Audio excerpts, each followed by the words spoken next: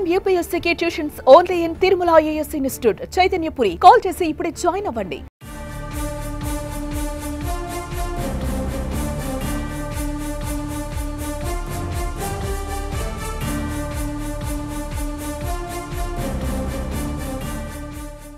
YCP నేత వల్లభనేని వంశీ అరెస్టుపై మంత్రి నారా లోకేష్ తొలిసారిగా స్పందించారు. వైసీపీ అధికారంలో ఉన్నప్పుడు ఆ పార్టీ నేతలు రెచ్చిపోయారని లోకేష్ మండిపడ్డారు. ఇష్టమొచ్చినట్లు వ్యవహరించి ప్రజలు, ప్రతిపక్ష నేతలను తీవ్ర ఇబ్బందులకు గురిచేశారని ధ్వజమెత్తారు. విశాఖ పర్యటన ముగించుకుని గన్నవరం విమానాశ్రయానికి చేరుకున్న సందర్భంగా లోకేష్ ఈ వ్యాఖ్యలు చేశారు. ఇక 2019-2024 మధ్య ఆంధ్రప్రదేశ్లో ఎలాంటి పాలన జరిగిందో రాష్ట్ర ప్రజలందరికీ తెలుసునన్నారు. ప్రజా సమస్యలు తెలుసుకునేందుకు ప్రతిపక్ష నేతలు, ప్రజానాయకులు వెళితే వారిని ఇబ్బందులకు గురిచేసి వేధించారని ఆగ్రహించారు. అప్పటి ప్రతిపక్ష నేతైన చంద్రబాబు నాయుడిని సైతం బయటకు రానివ్వకుండా ఇంటి గేట్లను తాళ్లతో కట్టారని ఆరోపించారు.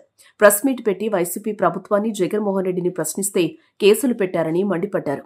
జగన్ సర్కార్లో మంగళగిరి, గన్నవరం టీడీపీ కార్యాలయాలపై దాడులు చేశారని ఆగ్రహించారు. ఓ ఎస్సీ వ్యక్తిని కిడ్నాప్ చేసి కేసు విత్డ్రా చేయించిన వ్యక్తి మాజీ ఎమ్మెల్యే వంశీ అని లోకేష్ మండిపడ్డారు. కిడ్నాప్ కేసు వల్లభనేని వంశీని జైలుకు పంపిందని చెప్పుకొచ్చారు. అన్ని విషయాలు త్వరలో బయటకొస్తాయని, న్యాయపరమైన చర్యలు తీసుకుంటామని అన్నారు.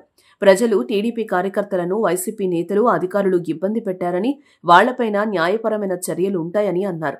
ఇదే విషయాన్ని యువగళం సందర్భంగా బహిరంగ సభల్లో రెడ్ బుక్ గురించి చెప్పినట్లు మంత్రి లోకేష్ గుర్తు చేశారు.